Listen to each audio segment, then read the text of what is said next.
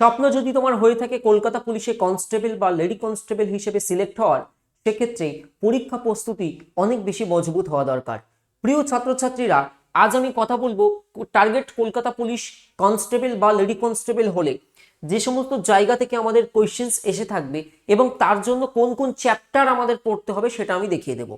তুমি self study করতে পারো বা যে কোনো ব্যাচে ভর্তি হয়ে সেখান থেকে গাইড নিতে পারো। দুটোই আজকে আলোচনা করব এই ভিডিওর মাধ্যমে, এবং যে প্রপার স্ট্র্যাটেজি বা তোমার যে স্মার্ট অ্যাপ্রোচ কি হবে এই ভিডিওতে কথা বলবো, তাই শেষ পর্যন্ত দেখতে ভুলবে না।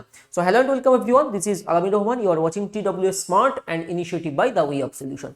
TWS academy learning app play store থেকে ইনস্টল করতে ভুলো না। দেখো, KP constable and lady constable বা রিসেন্টলি WBP তেও লেডি কনস্টেবলের যদি কথা বলি, এরকমই এক্সাম প্যাটার্ন ছিল। আর কলকাতা পুলিশের তো বিজ্ঞপ্তি এসেই গেছে এবং ক্লিয়ার এটাই হচ্ছে এক্সাম প্যাটার্ন। তো সবার প্রথমে জেনারেল নলেজ এবং অ্যাওয়ারনেস, এই জায়গাটা খুব গুরুত্বপূর্ণ বিষয়। দেখো, অফিসিয়াল সিলেবাসে শুধু এতটুকুই মেনশন থাকে যে general awareness and general knowledge. এবারে সত্যি করে বলো তো দেখি, যে একজন 10th পাস ক্যান্ডিডেট বা যে সবে কলেজে ফার্স্ট ইয়ার সেকেন্ড ইয়ারে উঠছে বা উচ্চ মাধ্যমিক দিয়েছে, সে এখন এটার ফর্ম ফিল আপ করবে, তো এর মধ্যে কোন কোন চ্যাপ্টারগুলো পড়তে হবে, কম্পিটিটিভ জীবনে প্রথমবারের জন্য দিচ্ছে। যারা এক্সপিরিয়েন্সড তারা জানে, ঠিক আছে, বাট যারা নতুন, তুমি নতুন, তো সেক্ষেত্রে কোন কোন অধ্যায়গুলো আমাদেরকে পড়তে হবে আমি আজকে দেখিয়ে দেবো। দেখো, এর কোনো স্পেসিফিক রুল নেই বা নিয়ম নেই যে হিস্ট্রি থেকে 10টা দেবে, পলিটি থেকে 5টা দেবে, কারেন্ট অ্যাফেয়ার্স 5টা দেবে, এর কোনো স্পেসিফিক রুল নেই। যেরকম সেরকম তোমার হতে পারে, এর মধ্যে আর কি সাফল হতে পারে। তো ইন জেনারেল অ্যাওয়ারনেস অ্যান্ড জিকেতে তোমাদের প্রিলিমস পরীক্ষা, সবার প্রথমে প্রিলিমস হবে, প্রিলিমস পাস করলে পিএমটি পিইটিতে সুযোগ পাবে, পিএমটি পিইটি পাস করে যাবে, তারপর ফাইনাল এক্সাম বা মেইন এক্সাম। তো মেইন এক্সাম হবে 85 নাম্বার আর ইন্টারভিউ হবে 15 নাম্বার। এই 85 এবং 15 100-র উপরে মেরিট লিস্ট তৈরি হবে। প্রিলিমসের নম্বরগুলো কোথাও যোগ হবে না, ফাইনালের নাম্বারগুলো যেগুলো এফ দিয়ে লেখা, এখানে তুমি যে নাম্বার পাবে সেটা ফাইনাল মেরিট লিস্টে যোগ হবে। প্রিলিমসে just qualifying in nature, pass করতে হবে পরের স্টেপে যাওয়ার জন্য। তো আমরা যদি দেখি প্রিলিমসে জিকে এবং জিএ এই জায়গা থেকে 40 মার্কস থাকবে। Elementary mathematics 10th standard level মাধ্যমিক মানের অঙ্ক, সেখান থেকে তোমার প্রিলিমসে 30 মার্কস, 30 কোশ্চেন্সের জন্য। রিজনিং থেকে প্রিলিমসে 30 কোশ্চেন্স, 30 মার্কসের জন্য। এবং প্রিলিমসে ইংরাজি থাকে না, তো প্রিলিমসে ইংরাজি 0। তো প্রিলিমস মেনলি হবে তোমাদের এই 3টে পেপারের ওপর থেকে 1, 2, 3। আর ফাইনাল এক্সাম যখন তুমি পিএমটি পিইটি পাস করে ফাইনাল এক্সাম দেবে, সেখানে তুমি 25 পাবে জিকেতে, এলিমেন্টারি ম্যাথামেটিক্সেও 25 পাবে, জেনারেল ইন্টেলিজেন্স এবং রিজনিংয়ে 25 পাবে, আর নতুন সংযোজন হবে 10, সেটা হচ্ছে ইংলিশ।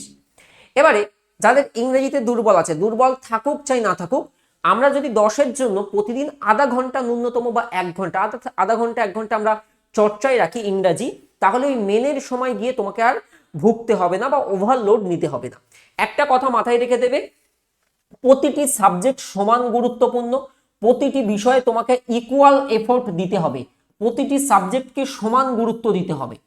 যেমন রিজনিং ফ্যাকাল্টি হলে, তিনি রিজনিং টিচার হলে তিনি বলবেন দেখো রিজনিং খুব সহজে নেমে যায়, রিজনিং তোমাকে বিরাট নাম্বার তুলে দেবে।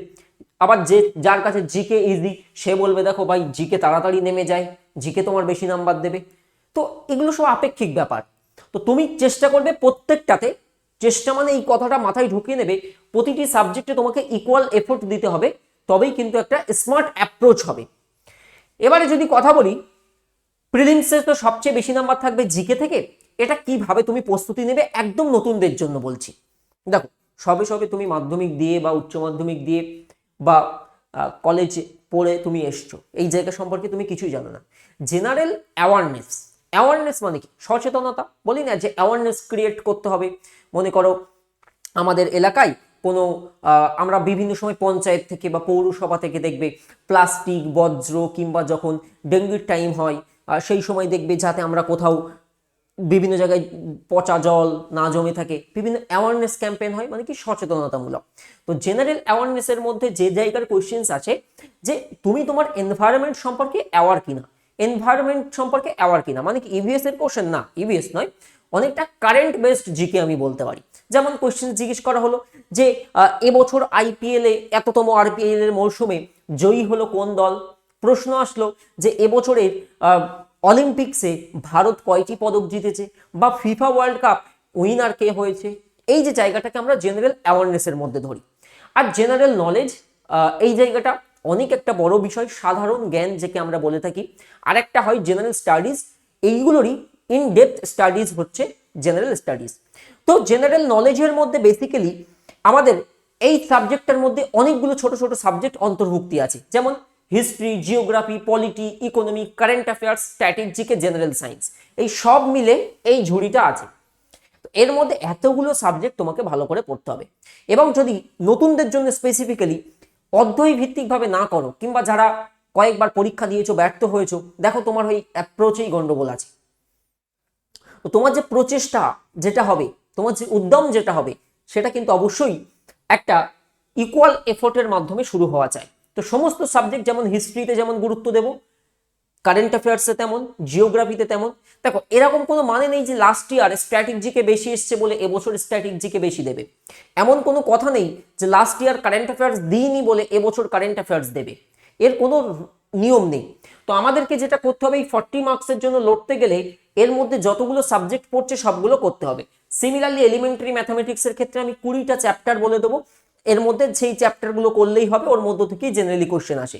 সিমিলারলি রিজনিং এর কতগুলো চ্যাপ্টার আছে, তোমাকে দেখবে অঙ্ক, রিজনিং বা যে কোনো চাকরির পরীক্ষায় কমন বলে সাধারণত হয় না, কমন থেকে একটু দূরে থাকবে। মানে তোমার বিষয়টা কি হবে, তুমি theoretical, conceptual, syllabus base study করবে। তাহলে তোমার সুবিধা যেটা হবে, সরাসরি কমন না পেলেও প্যাটার্ন কমন পাবে, অঙ্কের ক্ষেত্রে, রিজনিং এর ক্ষেত্রে হুবহু তুমি টাইপ কমন পাবে। কোশ্চেন্স আলাদা, ডেটা আলাদা, বাট টাইপটা সেম। তো এইগুলো আমাদেরকে মাথায় রাখতে হবে। এবং ইংরাজির ক্ষেত্রে অনেক সময় সিনো অ্যান্টো বা এরকম কিছু জায়গা থাকে যেগুলো খুব ভালোইভাবে কমন পাওয়া যায়। জিকেতে তো যাই, কিন্তু এই দাওয়া করাটা ঠিক না, কারণ কম্পিটিটিভ এক্সাম, এখানে বলা যায় না যে কোন জায়গার কোশ্চেন্স হবে, কেমন লেভেলের কোশ্চেন হবে। তো এবারে চলো পড়াশোনার ব্যাপারে যাই। আমি এই অধ্যায়গুলো সব তোমাদেরকে দেখিয়ে দেবো খুব ভালোভাবে। আমাদের নতুন ব্যাচ শুরু হয়েছে। দেখো পড়াশোনার জন্য একজন নিউ ক্যান্ডিডেট হিসাবে বা ওল্ড ক্যান্ডিডেট, তুমি ব্যর্থ হয়েছো, হ্যাঁ, দুটো অপশন তোমার কাছে খোলা। একটা কি, ওই যে আমি আগের দিন কোনো একটা ব্যাচে বলছিলাম যে মনে করো নিজে রান্না করে খাওয়া, আর একটা কোনো রেস্টুরেন্টে গিয়ে সেখানে রান্না করে দিয়েছে নির্ঝঞ্ঝাট, কোনো ঝামেলা ছাড়াই আমি ভালো খাবার খেয়ে নেওয়া, এই হচ্ছে ঘটনা। তো নিউ স্টুডেন্ট হও বা তুমি ওল্ড স্টুডেন্ট হও, তোমার কাছে দুটো অপশন খোলা। একটা হচ্ছে সেলফ স্টাডি, নিজে পড়া, আর একটা হচ্ছে কোথা থেকেও কোচিং নেওয়া। কোথা থেকে কোচিং নেওয়া বা কোনো কোচের থেকে, যেমন তুমি ক্রিকেট খেলা শিখছো, তো পাড়ায় আমরা ছোটবেলায় ঘুরতে ঘুরতে ঘুরতে ঘুরতে এমনি শিখে গেছি ক্রিকেট খেলা, তো এটা এক ধরনের শেখা হয়।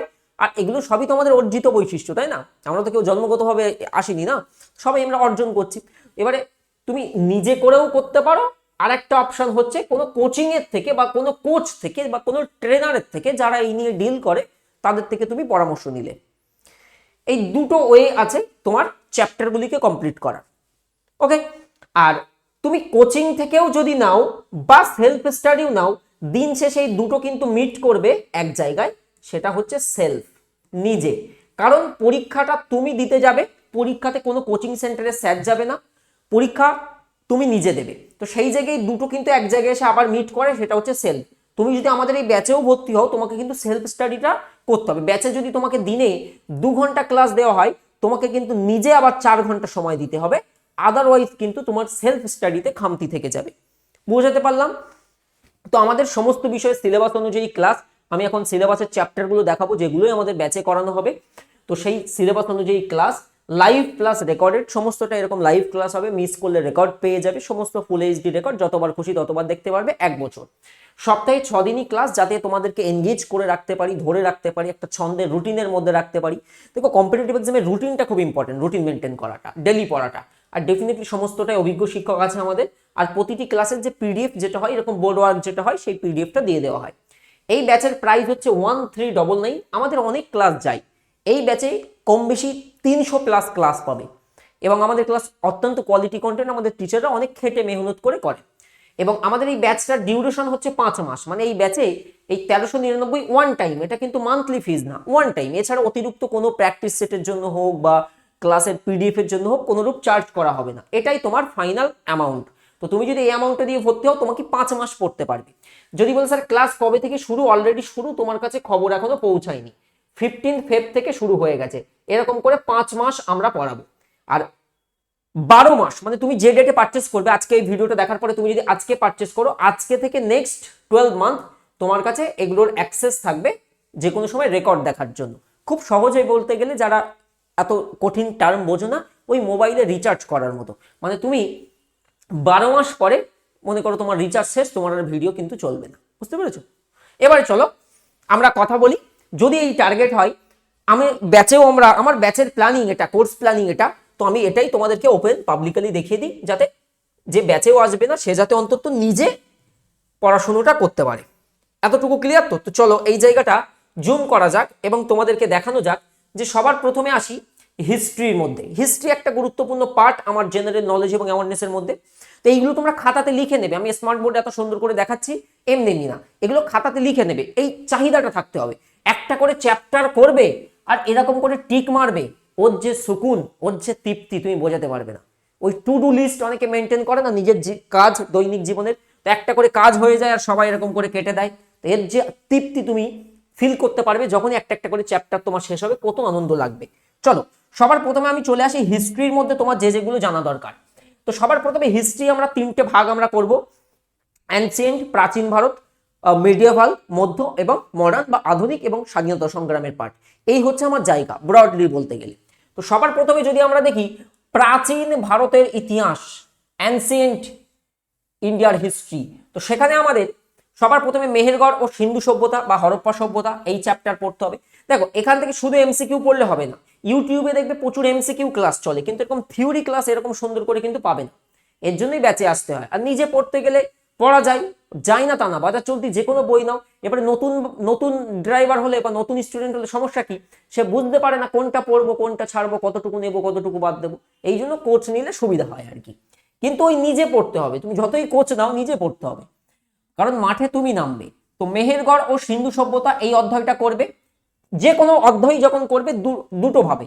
সবার প্রথমে হচ্ছে সেই অধ্যায়ের যে থিওরি সেটাকে প্রপারলি পড়ে নেওয়া, পড়ে নেওয়ার পরে যারা ব্যাচ থেকে করো আমার, তারা নোট ডাউন করে নেবে, নোটস করে নেবে, খাতাতে নিজে হাতে লিখে নেবে। হলো, তারপরে দেখবে থিওরির শেষে আমি তোমাদেরকে এমসিকিউস করিয়ে দিই, তখন গিয়ে এমসিকিউটা প্র্যাকটিস করে নেবে। এমসিকিউ পরে আসবে, আগে বেসিক থিওরি কমপ্লিট হবে, তারপর এই হচ্ছে আমার প্রতিটা অধ্যায়ের স্টেপ হবে।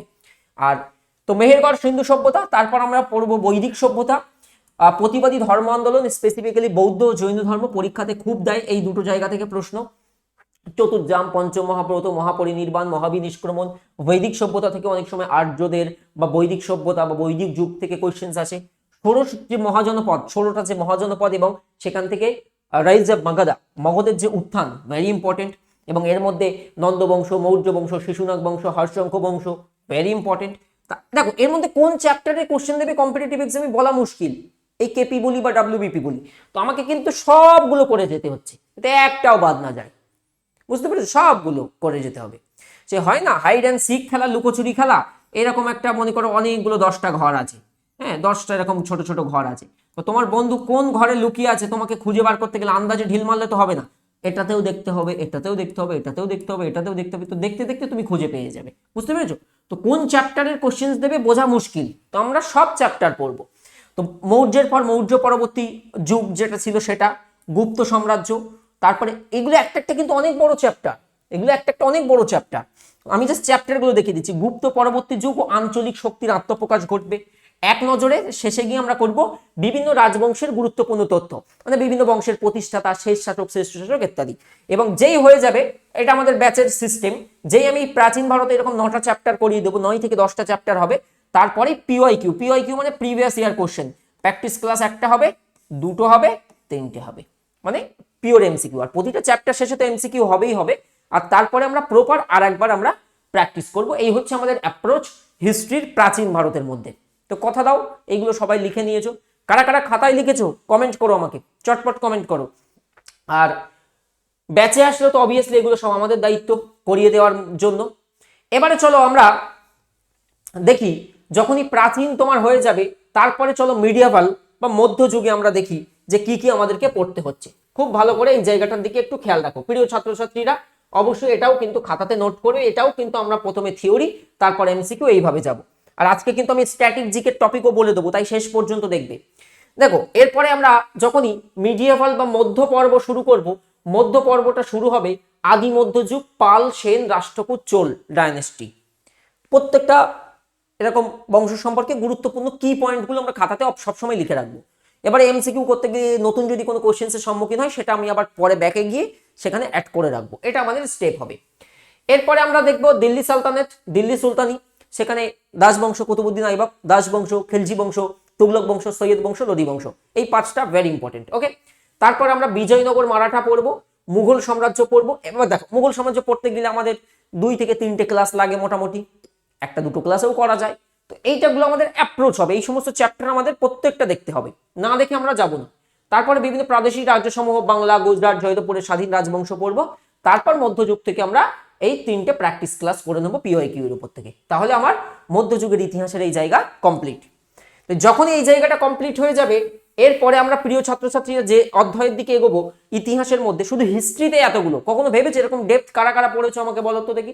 তো সেখান থেকে শুরু হচ্ছে, দেখো কি কি অধ্যায়, ন্যাশনাল মুভমেন্ট আর স্বাধীনতা সংগ্রামের এই পার্ট। তো সেখানে এসে অষ্টাদশ শতকে ভারতের ব্রিটিশ সাম্রাজ্য বিস্তার, এবং এবং ওই জায়গায় আরেকটা ইউরোপীয়দের আগমন, ভেরি ইম্পর্টেন্ট। ইউরোপীয়রা, হ্যাঁ, পর্তুগিজরা আসলো কখন, ডাচ, ওলন্দাজ, ফ্রেঞ্চ, এই সবগুলো আমাদের জানতে হবে।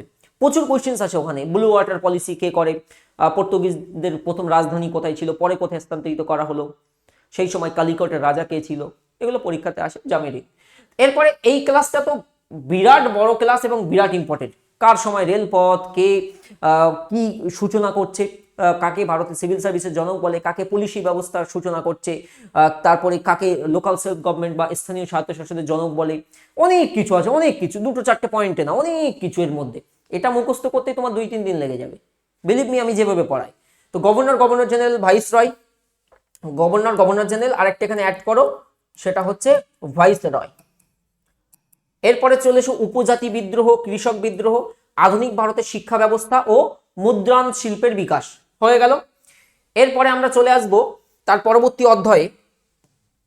সেখানে একটু খেয়াল রাখো যে তারপরে আমাদের আর কি অধ্যায় আছে। তারপরে আমরা করব 1857 এর রিভল্ট, মহাবিদ্রোহ, 19 শতকে ভারতের সমাজ সংস্কার আন্দোলন, ভারতের জাতীয় কংগ্রেস, তার যে গুরুত্বপূর্ণ সেশন, এই আগের বার কেপিতেও কোশ্চেন ছিল, হরিপুরা সেশন, ত্রিপুরী সেশন, নেতাজি সুভাষচন্দ্র বসু কবে হচ্ছে, সরোজিনী নাইডু কবে হচ্ছে, অ্যানি বেসান্ট কবে হচ্ছে, গান্ধীজি কবে হচ্ছে, ভেরি ইম্পর্টেন্ট, প্রচুর প্রচুর ইম্পর্টেন্ট। তারপর স্বাধীনতা সংগ্রামের পর্যায়, তারপরে এক নজরে গুরুত্বপূর্ণ পয়েন্ট, এই পুরো ওভারঅলের ওপর থেকে বেশ কিছু আমাদের 50-60টা লাইন মনে রাখতে হবে এই আধুনিক স্বাধীনতা সংগ্রামের ওপর থেকে। ক্লিয়ার? তারপরে আমরা এখানে আবার 3টে পিওআইকিউ করে নেব। আচ্ছা, পিওআইকিউ এর মধ্যে কি থাকবে? এসএসসির পিওআইকিউ, ডব্লিউবিপির বা কেপির পিওআইকিউ, তারপরে আমাদের ডব্লিউবিপিএসসির পিওআইকিউ, মানে যে সমস্ত এই ধরনের লেভেলের যে এক্সামগুলো হয়, সেই এক্সামের আমরা প্রিভিয়াস ইয়ার কোশ্চেন করে দেবো। এইভাবে আমরা হিস্ট্রিটা করে ফেলবো। প্রিয় ছাত্রছাত্রীরা, যখনই তোমার হিস্ট্রির এই সব চ্যাপ্টার হয়ে যাবে, তারপরে আমরা যেটা মুভ করবো, এগুলো এরকম অধ্যায়ভিত্তিক পড়তে কিন্তু সময় লাগে, এগুলো কিন্তু মামুলি ব্যাপার না। এগুলো কিন্তু খুব ভালো করে করলে তোমার পুরো সিলেবাসটা তখন তুমি আত্মবিশ্বাসের সাথে বলতে পারবে যে না, হয়েছে। এবারে চলে আসি জিওগ্রাফি। জিওগ্রাফির একটা ব্রড পার্ট, 9-10 এর বই ফলো করতে পারো জিওগ্রাফির জন্য। তো প্রাকৃতিক ভূগোল, এর মধ্যে আমাদের যে সমস্ত অধ্যায় জানতে হবে, দেখো বিষয় পরিচিতি, মানে ভূগোল সম্পর্কে পরিচিতি আর কি। তারপর সোলার সিস্টেম, সৌরজগৎ, আর্থ অ্যাজ এ প্ল্যানেট, গ্রহরূপে পৃথিবী, ডিফারেন্ট টাইপ অফ ল্যান্ডফর্ম, বিভিন্ন প্রকার ভূমিরূপ, ডব্লিউবিপিতেই এসছে, কয়েকদিন আগে লেডি বা কেপিতেও এসেছিল ওই নালিক্ষয়ের কোশ্চেনটা, ডব্লিউবিপিতেও প্রিভিয়াস ইয়ারে এসছে, বিভিন্ন প্রকার ভূমিরূপের জায়গা থেকে। নদী, হিমবাহ, বায়ুর কাছ থেকে এসছে, একটা কাজ বলে দিল, দিয়ে বলে এটা কিসের ক্ষয় কার্যের ফলে বা কিসের সঞ্চয় কার্যের ফলে হলো। বায়ুমণ্ডলের স্তর বিন্যাস, different layer of atmosphere, different type of rocks, এবং তারপর আমরা 2টো করে নেবো। এইগুলো মোটামুটি করলে আমাদের প্রাকৃতিক ভূগোলের জায়গা কমপ্লিট। এবার যখনই তোমার প্রাকৃতিক ভূগোলের এই চ্যাপ্টার কমপ্লিট হবে, তারপরে করো। আচ্ছা, এইগুলো কিন্তু সাথে সাথে চলবে, মানে কিরকম, আমি আমার ব্যাচের কথা বলি। আমার ব্যাচে আমি এই জায়গাটা করাচ্ছি, আমার ব্যাচে আমরা 3জন স্যার মিলে পড়াই। তো আমার একদিন যাবে হিস্ট্রি, সপ্তাহে একদিন হিস্ট্রি, সপ্তাহে একদিন জিওগ্রাফি, সপ্তাহে একদিন পলিটি, তারপরে আরাবুল স্যার স্ট্যাটিক জিকে করানো, ওনার 1 দিন বা 2 দিন কিছু ক্লাস আছে, তো ওনার স্ট্যাটিক জিকে দেবে, মানে সবকিছু কন্টিনিউয়াস। যেন এমন করো না যে প্রথমে হিস্ট্রি শেষ করব তারপর জিওগ্রাফি ধরবো, এটা কিন্তু আবার একটা ভুল অ্যাপ্রোচ হয়ে যাবে। সব সমানে সমানে তোমাকে এগোতে হবে, টুকটুক টুকটুক করে, মনে থাকবে। আর ছাত্রছাত্রীরা যারা এতদূর শেষ অবধি দেখেই ফেলেছো, একটা কথা বলবো, 2.2 এই ব্যাচটা চলছে, খুবই সাকসেস ব্যাচ। জাস্ট ভর্তি হয়ে যাও চোখ বন্ধ করে, তোমাকে ভাবতে হবে না কোন চ্যাপ্টার পড়বো, কোথাকার কি নোটস করবো, এইগুলো কিন্তু মাথায় রাখবে। এরপরে চলে এসো, এটা তো আমরা বললাম ভারতের ভূগোল যখন শুরু হবে, ইন্ডিয়া এট এ গ্লান্স, ভারত পরিচিতি, একেবারে ভারতের সূচনা, এখান থেকে অনেক কোশ্চেন হয়, প্রচুর কোশ্চেন হয়। ভারতের ভূপ্রকৃতি, তারপর ভারতের নদ নদী, এবার নদ নদী কত কোশ্চেন, নর্মদা, অমরকণ্টক, প্রচুর কোশ্চেন এসছে পরীক্ষাতে। ড্যাম, লেক, ওয়াটারফল, ক্লাইমেট, স্বাভাবিক উদ্ভিদ, মৃত্তিকা, মৃত্তিকা ভেরি ইম্পর্টেন্ট। তারপরে ভারতের কৃষি, জলসেচ ব্যবস্থা। এরপরে আমরা যেটা দেখব সেটা হচ্ছে, শুধু ভারতের ভূগোল করে গেলে হবে না, এর মধ্যে আমাদের আরো কিছু থাকবে, সেটা হচ্ছে পশ্চিমবঙ্গের ভূগোলও থাকে। এছাড়া ভারতের ভূগোলের মধ্যে পরিবহন ব্যবস্থা জানতে হবে, খনিজ শক্তি সম্পদ, সেন্সাস 2011, তারপর 3টে আমরা করব পিওয়াইকিউ এর ক্লাস। এইভাবে চ্যাপ্টার ভিত্তিক শেষ করো। বলে স্যার পড়ছি, হচ্ছে না, সিলেকশন হচ্ছে না, এইভাবে পড়ো, অ্যাপ্রোচটা চেঞ্জ করো। শুধু ভারতের ভূগোল বা প্রাকৃতিক ভূগোল না, পশ্চিমবঙ্গের ভূগোল বলে একটা পার্ট থাকে, এখানেও এখানে মোটামুটি 3-4টে ক্লাসে আমার হয়ে যায়। পশ্চিমবঙ্গ পরিচিতি, পশ্চিমবঙ্গের ভূপ্রকৃতি, পশ্চিমবঙ্গের নদ নদী, পশ্চিমবঙ্গের জলবায়ু, স্বাভাবিক উদ্ভিদ, মৃত্তিকা, এবং 3টে পিওয়াইকিউ এর ক্লাস করব। এবার যদি কোনো ব্যাচের স্টুডেন্ট এই ভিডিওটা দেখে থাকো, তোমার চিন্তার কারণ নেই, যত যা চ্যাপ্টার দেখানো হচ্ছে সব পেয়ে যাবে ব্যাস। হ্যাঁ, আমি বারবার একটা কথা বলি যে আমরা গুলে খাইয়ে দেবো, কিন্তু পড়তে তোমাকে হবে, এটা মাথায় রাখবে। এরপরে যদি আমরা পলিটি বা ভারতের সংবিধানের এই জায়গায় চলে যাই, তো এখান থেকে আমাদের কোনোবার 2টো কোশ্চেন এসছে দেখা গেছে, কোনোবার 3টে কোশ্চেন, কোনোবার 4টে কোশ্চেন, বা কোনোবার একটা কোশ্চেন, এমনও হয়। তো আমাদের যে সমস্ত চ্যাপ্টারগুলো জানতে হবে একবার একটু দেখে রাখো। আর একটু বড় করে দিই, তোমরা চাইলে নোটও করে নিতে পারো। তো যে সমস্ত জায়গা আমাদের হবে একবার একটু খেয়াল করো। সেটা হচ্ছে কনস্টিটিউয়েন্ট অ্যাসেম্বলি, গণপরিষদ, সংবিধানের উৎস ও প্রস্তাবনা, ভেরি ইম্পর্টেন্ট, প্রস্তাবনা কবে সংশোধিত হয়, বা সমাজতান্ত্রিক ধর্মনিরপেক্ষ শব্দ দুটি কবে যুক্ত হয়, ডব্লিউবিপি বা কেপিডি প্রিভিয়াস ইয়ার কোশ্চেন। মৌলিক অধিকার, রাষ্ট্র পরিচালনা নির্দেশাত্মক নীতি, ডিপিএসপি 36-51, কেন্দ্রীয় আইনসভা, রাষ্ট্রপতি, রাজ্যপাল, প্রধানমন্ত্রী, তারপর গুরুত্বপূর্ণ প্রশ্ন উত্তর এখানকার মধ্যে, রাজ্য আইনসভা, স্টেট লেজিসলেচার, তো এর মধ্যে বিধানসভা, বিধান পরিষদ সভা, এগুলো এক কথায় লেখা আছে কেন্দ্রীয় আইনসভা, এর মধ্যে অনেক কিছু আছে, রাষ্ট্রপতি পড়বো, লোকসভা পড়বো, রাজ্যসভা পড়বো। ওকে, তো আমি হেড টপিক লিখে রেখেছি। তারপরে গুরুত্বপূর্ণ সংবিধান সংশোধনী, সুপ্রিম কোর্ট, হাইকোর্ট, পঞ্চায়েতি রাজ, গুরুত্বপূর্ণ আর্টিকেলের একটা ক্লাস করা যেতে পারে। তারপর আমরা 2টো পিওয়াইকিউ করি। এইভাবে পলিটি সংবিধানের সিরিজটা আমরা কমপ্লিট করব। এরপরে আমি জেনারেল সায়েন্সে আসবো। সায়েন্সে অনেকে দুর্বল, এর আগে আমি ম্যাথামেটিক্সের জন্য ফিরোজ স্যারকে ইনভাইট করবো। ফিরোজ স্যার দীর্ঘদিন ধরে, সে 18 সালে রিক্রুটমেন্টের ব্যাচ থেকে পড়িয়ে আসছেন। তো ফিরোজ স্যারকে ইনভাইট করবো যে ম্যাথামেটিক্স এবং রিজনিং এর জন্য এই যে আমরা 21টা চ্যাপ্টার, দেখো বেসিক বীজগণিত আমরা আগে 20টা অবধি করাচ্ছিলাম, আমাদের বলছে অ্যারিথমেটিক মানে 10th লেভেল ম্যাথামেটিক্স, কিন্তু এই চ্যাপ্টার থেকেও কোশ্চেন এসছে, এই জন্য আমরা এই চ্যাপ্টারটাও করবো এবারে স্যার। একদম। আমি চ্যাপ্টারগুলো তো তোমরা দেখতেই পাচ্ছ বা বেশিরভাগ জনই জানো যে কিভাবে আসে। তো দেখো, এই যদি আমি প্রত্যেকটা চ্যাপ্টারগুলো সম্পর্কে দেখি তাহলে আমরা দেখতে পাবো যে আমরা 10th লেভেলে এই জিনিসগুলো কিন্তু পড়েছি। এই জিনিসগুলো লসাগু গসাগু শিখিনি 10th লেভেলে, মানে ক্লাস 7-8 শতাংশ, শতকরার অঙ্ক, লাভ ক্ষতি, গড়, সরলীকরণ, মানে আমরা সরল অঙ্ক করতাম।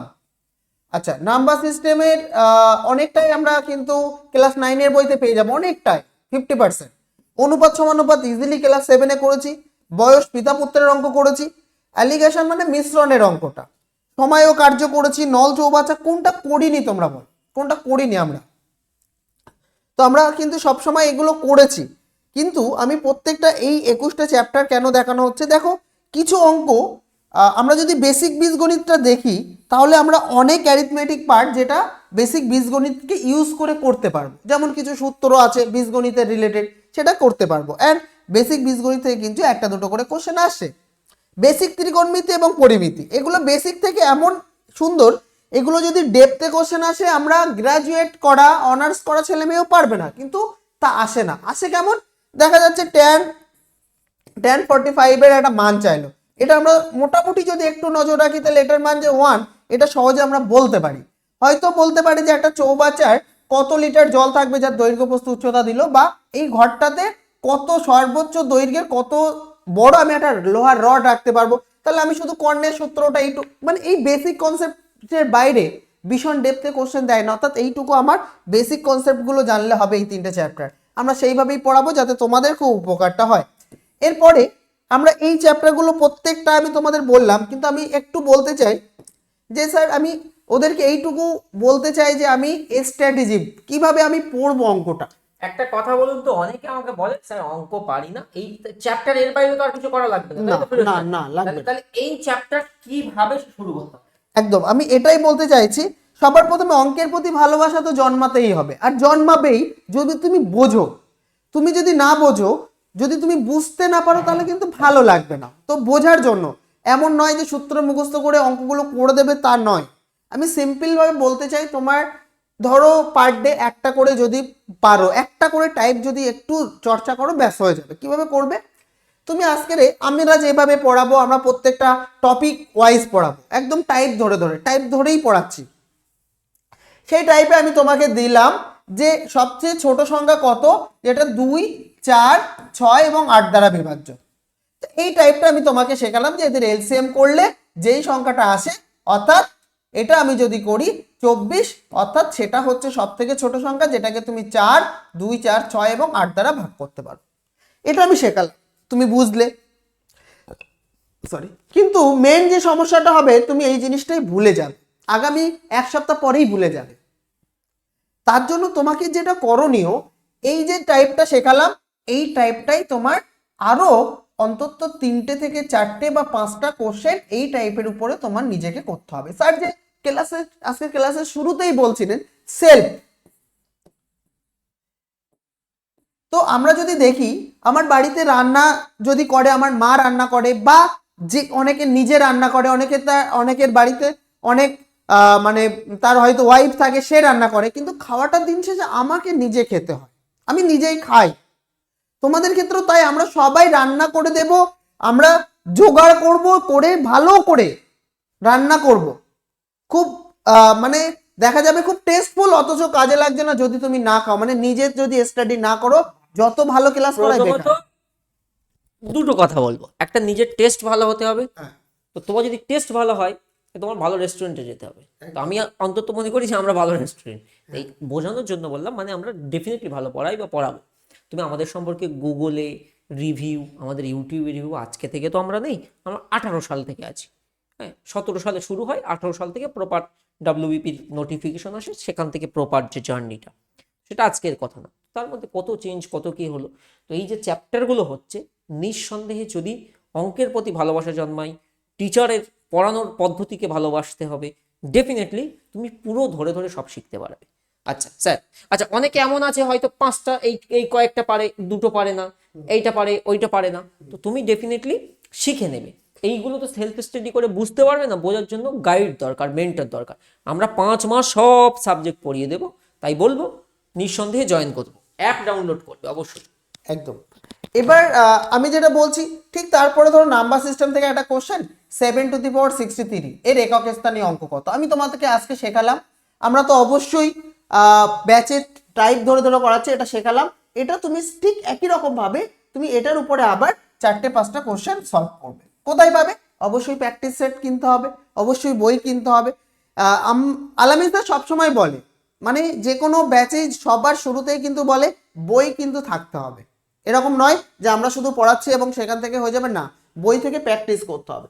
তো এটা যদি আমরা দেখি, আমরা এইভাবে করলাম, সব ঠিক আছে, এইভাবে যদি করতে থাকি তাহলে কিন্তু আমরা খুব ভালো পারবো। আর একটা বলে দিই, ধরে নিলাম টোটাল ওভারঅল টাইপ 60টার মধ্যে তোমার যদি তুমি ইন্ডিভিজুয়াল একটা একটা করে টাইপ চুজ করো, তাহলে তোমার খুব জোর ভালো লাগছে না এমন চ্যাপ্টার হতে পারে, বা টাইপের কথা বলি 5টা, এই 5টাকে বাদ রেখে বাকি 55টা আগে চর্চা করে নাও, নিয়ে পরে এই 5টা নিয়ে ভাবো। আগে এই 55টা, মানে তুমি যদি ইন্ডিভিজুয়াল দেখো, তুমি শতকরাটা না, শতকরার মধ্যে কোনটা বুঝতে অসুবিধা হয় সেটা নিয়ে ভাবো। আর একটা কথা, বোঝানোর দায়িত্ব আমাদের, আমি বোঝানোর দায়িত্ব নিচ্ছি, কারণ 2018 সাল থেকে যখন আমি অঙ্ক শেখানো শুরু করেছি, স্টুডেন্টরা যে এত পজিটিভলি নিয়েছে, যে শিখতে পাচ্ছে, এইটুকুই যে তারা শিখতে পাচ্ছে, তো শেখানোর দায়িত্ব আমার, শেখানোর দায়িত্ব আমাদের। দা ওয়েব সলিউশন পুরো তোমাদের শেখানোর দায়িত্ব নিয়েছে। চর্চা তুমি করবে, কোনো সমস্যা নেই। এরপরে আমরা যদি রিজনিংটা দেখি, দেখো রিজনিং এর কয়েকটা জিনিস তোমার খুব ভালো করে শেখার থাকে। যদি নাম্বার সিরিজ, এইগুলো কেউ শিখে আসেনি, এইগুলো কিন্তু ভালো করে শিখতে হবে বলে দেন। একদমই তাই, যে আমরা এই রিজনিং কিন্তু কোনো চ্যাপ্টার বা কোনো চ্যাপ্টার কোনো ক্লাসে শিখিনি, কোনো চ্যাপ্টার কোনো ক্লাসে শিখিনি। তাহলে আমাদের শেখার আছে যে number series, alphabet series, coding decoding এগুলো আমরা সহজে শিখতে পারি, কিন্তু এগুলোর না কমন আসে কম। তো আমাদের এগুলোর ম্যাক্সিমাম প্র্যাকটিসটা করতে হবে।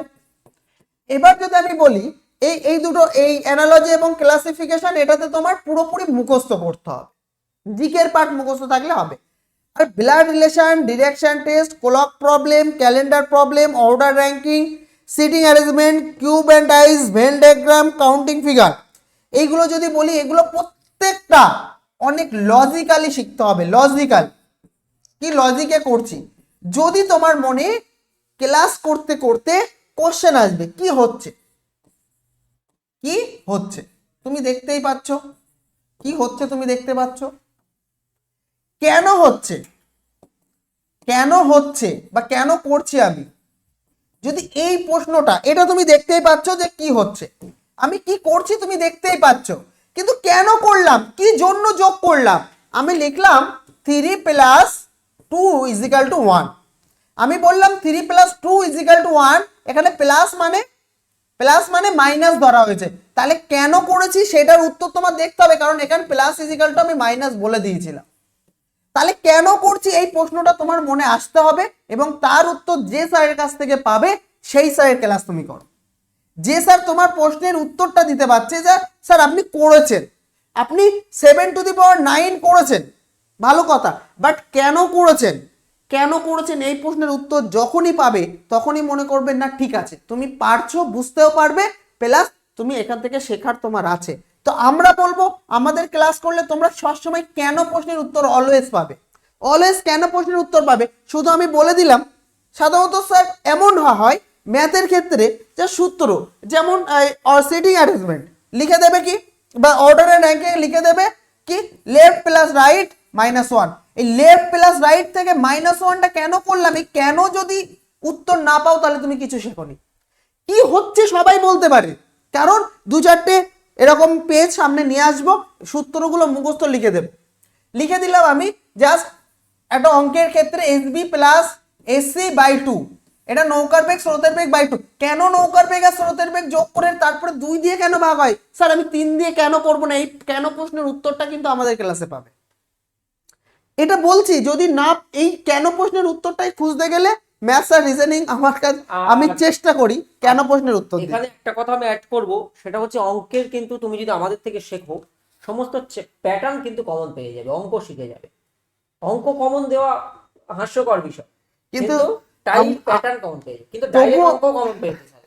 অ্যাকচুয়ালি আমরা বলি না কখনোই যে আমরা কমন দেব, আমরা কখনোই বলি না যে আমরা কমন দিই, সাজেশন দিই না, কিন্তু কোইন্সিডেন্টলি কি হয়, প্যাটার্ন তো কমন প্রায় আসে, এবং WBCS এ কমন এসেছে, ডাইরেক্ট হুবহু কমন লেডিতে এসেছে, কেপিতে এসেছে, এবারে জিডিতেও এসেছে, একদম ডিরেক্ট কোশ্চেনও কিন্তু কমন আসে। তাই বলছি না যে তোমরা কমন পাওয়ার জন্য আমাদের ক্লাসে ভর্তি হবে, একবারও নয়, শেখার জন্য। কমন পাওয়ার জন্য ভর্তি হবে না, কখনোই নয়, কারণ কমন আমাদের দেওয়ার ক্ষমতা নেই, কারণ আমাদের মানে এরকম হাত নেই যে আমরা কমন দেব এবং সেটা আসবে। কিন্তু কেন হয় এই প্রশ্নের উত্তরটা আমরা আশা করি দিতে পারবো, কেন হয় প্রশ্নের উত্তর আমাদের কাছে আছে, তো আমরা দিতে পারবো। চলুন স্যার, ঠিক আছে, তাহলে এই আরো এই যে চ্যাপ্টার গুলো আছে, হ্যাঁ এইগুলো সব দেখে নিতে হবে, দেখে নাও তোমরা। চলো এবারে জিকের দিকে, জিকের মধ্যে আরো কিছু পার্ট রয়েছে, সায়েন্স, সেদিকে আমি এগোবো। খুব বড় একটা জায়গা, ইকোনমিও একটা বড় জায়গা।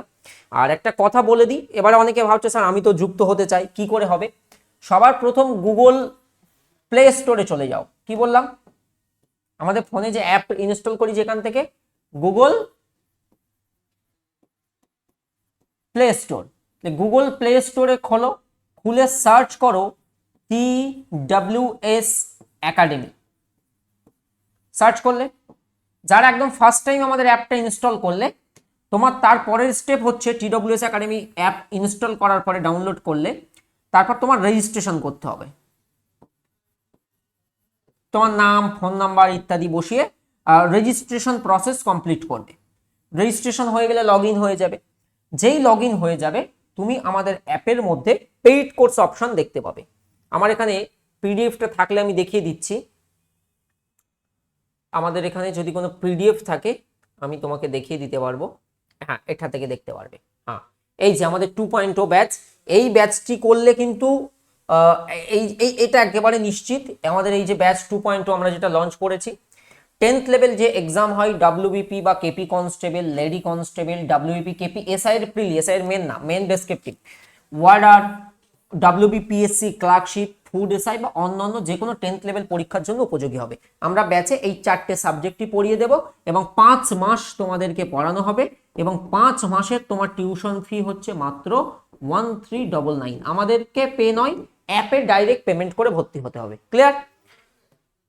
এবারে চলো আমি তোমাদেরকে এখানে দেখিয়ে দিই আমাদের ওই স্টেপটা, যদি এখানে থাকে আমি স্টেপটা দেখিয়ে দিই যে কিভাবে তুমি এই ব্যাচে এনরোল করবে। ওটা কি আছে আমার কাছে? থাকলে দেখিয়ে দিতে পারতাম। হ্যাঁ, এই তো অপশানগুলো, কিভাবে ব্যাচে ভর্তি হবে। এক্ষেত্রে খুব সিম্পল কিছু স্টেপ। অ্যাপ ইনস্টল করে নিলে, অ্যাপ ইনস্টল করলে অ্যাপের মধ্যেই তুমি পেইড কোর্স অপশন দেখতে পাবে। আমার ফোনেও অ্যাপ ইনস্টল করা আছে। আমি TWS একাডেমি অ্যাপ ওপেন করলাম। অ্যাপ ওপেন করলে এই যে উপরেই বাম দিকে পেইড কোর্স অপশন আছে, এই যে পেইড কোর্স, পেইড কোর্সে যাব। তাহলে সবার প্রথমে আমরা কি করব, স্টেপগুলো দেখে নিই। অ্যাপ ওপেন করব মানে কি, অ্যাপটা খুলবো সবার প্রথমে। অ্যাপ ওপেন করলাম, পেইড কোর্স বাটনে ক্লিক করলাম। এইরকম আমাদের অ্যাপের একদম উপরের বাম দিকের কর্নারটা হচ্ছে পেইড কোর্স। ক্লিক করব। পেইড কোর্সে ক্লিক করলে এখানেই উপরে একদম সবার উপরে WBP KP 2024 new foundation batch 2.0 ব্যাচটি দেখতে পাবে। তো এই যে ব্যাচ দেখতে পেলে ওর উপরে ক্লিক করবে। ক্লিক করলে বাই নাও বাটন আসবে, সেখানে পে অনলাইন, অনলাইনে পেমেন্ট করবে। তো সেখানে তুমি গিয়ে যে কোনো পেমেন্ট মাধ্যম লাইক ইউপিআই, কার্ড ইত্যাদি যে কোনো মাধ্যমে পেমেন্ট করতে পারবে। ভর্তি হয়ে গেলে, ভর্তি হয়ে যাওয়ার পরে নিচে মাই কোর্স, মাই কোর্সে আসলে তোমার ব্যাচ পেয়ে যাবে। সমস্ত ক্লাস রেকর্ড, পিডিএফ সব এখান থেকে পেয়ে যাবে। আর যদি কেউ কম্পিউটার বা সাইবার ক্যাফে থেকে করতে যাও, তুমি গিয়ে বলবে TWS academy.in, এই ওয়েবসাইটে গিয়ে লগ ইন করে ব্যাচ কিনে নেবে, যারা কম্পিউটারের দোকান থেকে করবে। আর নিজে করতে পারলে অ্যাপ থেকেই করে নিও। চলো, ব্যাচের কথা হলো। এবারে আমরা চলে আসি তোমাদেরকে জেনারেল সায়েন্সের মধ্যে পড়লে। দেখো জেনারেল সায়েন্স ভালো নাম্বার। এর আগের বার কেপিতে মনে আছে 40টার মধ্যে বোধহয় 15টা জেনারেল সায়েন্স দিয়ে দিয়েছিল। তো যদি ভালো করে জেনারেল সায়েন্স না পড়ো তাহলে কিন্তু গড়বড় হয়ে যাবে। দেখো অধ্যায় তো অনেক আছে, যতটা পারো করতে হবে, না করলে কিছু করার নেই। জীবন বিজ্ঞানের মধ্যে জীবন ও বৈচিত্র্য, জীবন আমরা এগুলো সব ব্যাচেই করাবো আর কি। জীবনের গুরুত্বপূর্ণ যৌগ সম্পর্কে প্রাথমিক ধারণা, কোষ ও কলা, মানবদেহের প্রধান অঙ্গসমূহ, সালোক সংশ্লেষ, শ্বসন, পুষ্টি, বিপাক পরিপাক, খাদ্য, ভিটামিন, উদ্ভিদ প্রাণী সংবহন, উদ্ভিদ ও প্রাণীর রেচন। হলো? রেচন কমপ্লিট করলে তারপরে চলো কতগুলো চ্যাপ্টার দেখো। তারপরে এসো কোষ বিভাজন, অভিব্যক্তি অভিযোজন, জীববিদ্যা ও মানব কল্যাণ, পরিবেশ ও তার সংরক্ষণ। তারপরে আমরা PYQ এর ক্লাস। জীবন বিজ্ঞানে অনেকগুলো চ্যাপ্টার কিন্তু দেখাচ্ছে এতটুকু বা এই অল্প, এর মধ্যে অনেক কিছু পড়ার থাকে। কিন্তু যেই জীবন বিজ্ঞানের এই চ্যাপ্টারগুলো করবে, তারপর তোমার যেটা করতে হবে সেটা হচ্ছে ভৌতবিজ্ঞান, পরিমাপের পদ্ধতি, একক, স্থিতি ও গতি। এই দুটো চ্যাপ্টার বুঝে নাও। এগুলো ডাল্টন স্যার করাবেন, আমাদের সায়েন্সের স্পেশাল তিনি। আর তারপরে এসো ভৌতবিজ্ঞানের মধ্যে আমাদের আর কি কি চ্যাপ্টার পড়ছে একটু আমরা খেয়াল করি। ভৌতবিজ্ঞানের মধ্যে আমাদের আরো কি কি চ্যাপ্টার পড়ছে।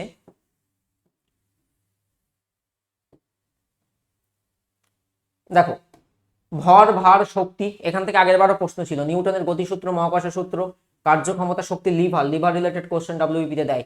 তাপ, তাপমাত্রা দেয়, পদার্থের অবস্থার পরিবর্তন দেয়, উদস্থিতিবিদ্যা, পৃষ্ঠটান সান্দ্রতা, এগুলো একটু আপ হয়ে যাচ্ছে বাট এইগুলো সব দেয়। আলোক বিজ্ঞান দেয়, শব্দ বিজ্ঞান, তড়িৎ বিজ্ঞান, তড়িৎ চুম্বকত্ব। বুঝতে পারলে? চ্যাপ্টার অনেক। তারপর PYQ, তারপর রসায়নবিদ্যা বা কেমিস্ট্রির পার্টে আমাদের যে সমস্ত চ্যাপ্টারগুলো একটু হলেও তোমার টাচ করে যেতে হবে।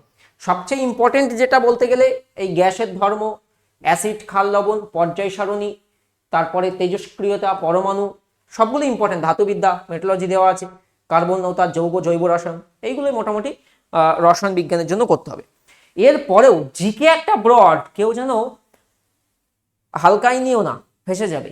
জিকে ব্রড, এরপরে জিকের মধ্যে একটা বড় পার্ট হচ্ছে তোমার স্ট্যাটিক জিকে। ইংরাজি তো আছে, ইংরাজির এই সিলেবাসগুলো দেখে নাও, আমি ছোট্ট করে একটু দেখিয়ে দিচ্ছি। যারা ইংরাজি সিলেবাসের মধ্যে কি কি থাকে জানো না, একটু চটপট দেখে নাও। এটা আমাদের মিজান স্যার পড়িয়ে থাকেন ইংরাজি।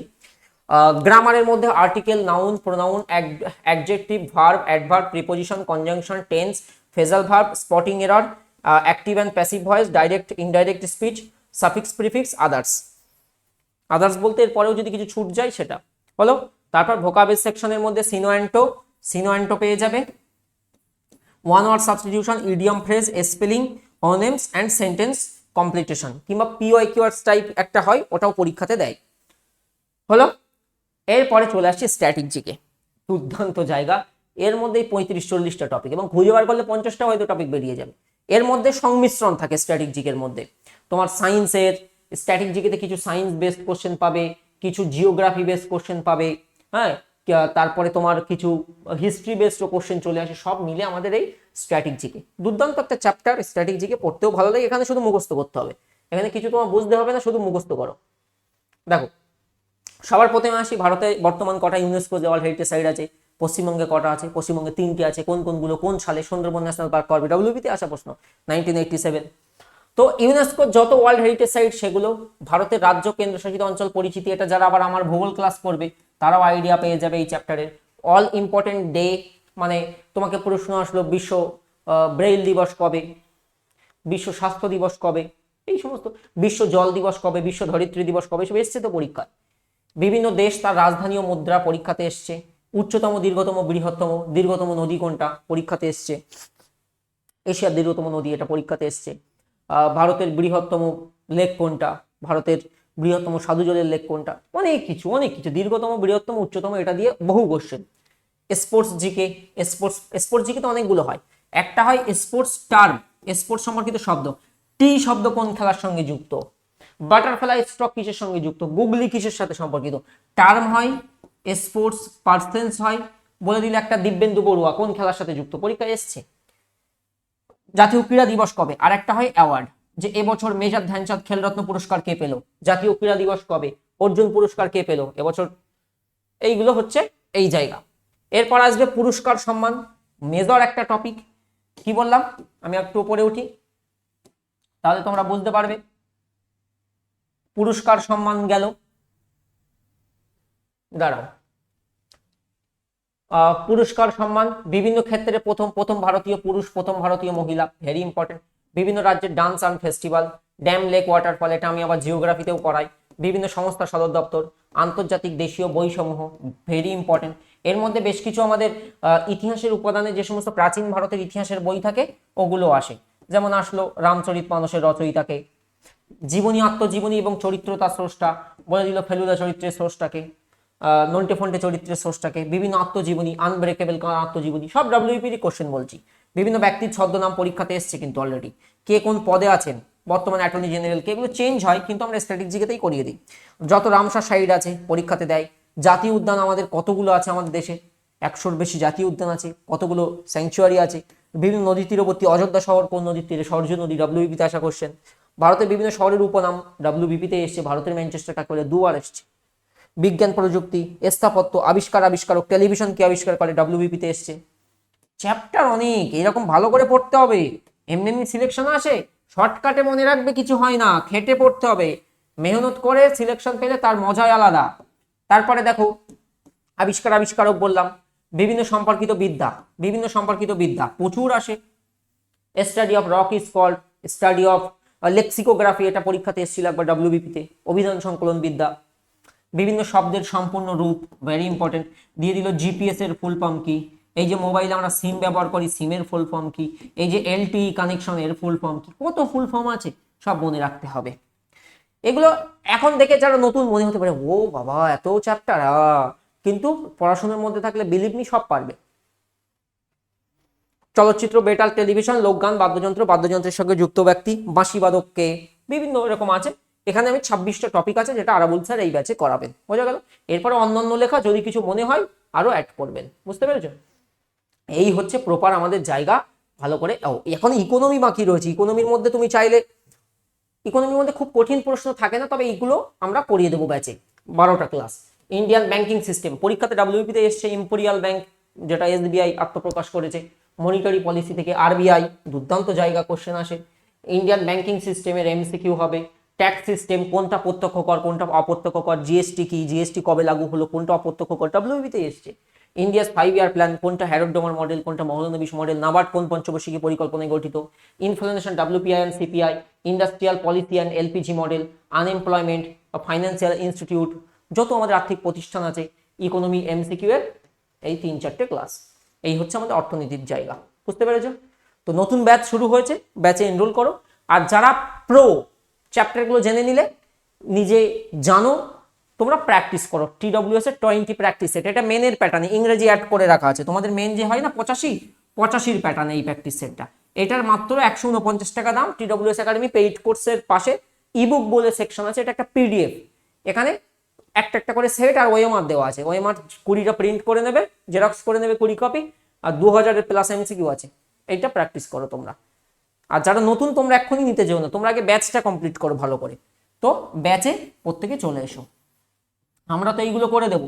তুমি যদি অন্য কোথাও পড়ো, তুমি একটু দেখে নাও এইগুলো করিয়ে দিচ্ছে কি। ওকে, চলো, ভিডিওটা অনেক বড় হলো, ভালো লেগে থাকলে একটু লাইক করবে। আমি পুরো ওপেন আমার পেইড ব্যাচের কন্টেন্টের কি কি সিলেবাস, আমরা কিভাবে পড়াই, ওপেন শেয়ার করে দিলাম, অনেকের উপকারে আসবে আমি জানি।